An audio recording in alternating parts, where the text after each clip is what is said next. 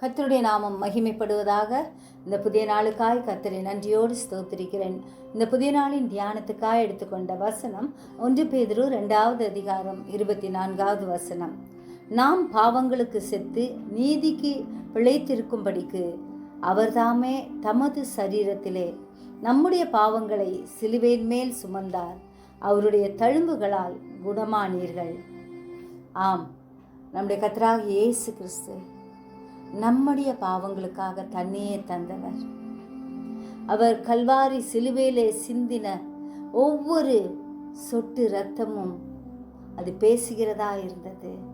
நாம் இரட்சிப்பை சுதந்தரித்துக் கொள்ளும்படிக்கு ஆண்டவர் தன்னையே நமக்காக தந்தார்.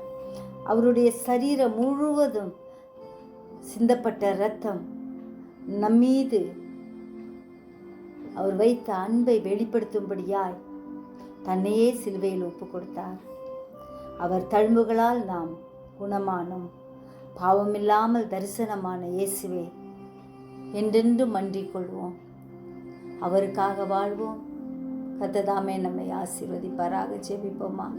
ஜீவிக்கிறதான நல்ல இயேசுவே, இந்த அருமையான நாளுக்காய் நன்றியோடு ஸ்தோத்திரிக்கிறோம் ஐயா. கல்வாரி சிலுவையில் ஆண்டவரே உண்மையே எங்களுக்காய் தந்தவர். இன்றும் உயிரோடு இருக்கிற ஆண்டவரை நோக்கி பார்க்கிறோம்.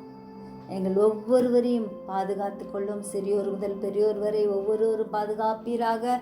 தூரத்திலும் சமீபத்திலும் இருக்கும் உடைய பிள்ளைகளை பாதுகாத்துக்குங்க. விசேஷமாய் சுகவீனமாய் பலவீனமாய் இருப்பவர்கள் மீது இரத்தத்தை ஊற்றும்படியாய் கெஞ்சிரும். உடைய சுகமாக்கும் வல்லமை இறங்கட்டும் ஐயா.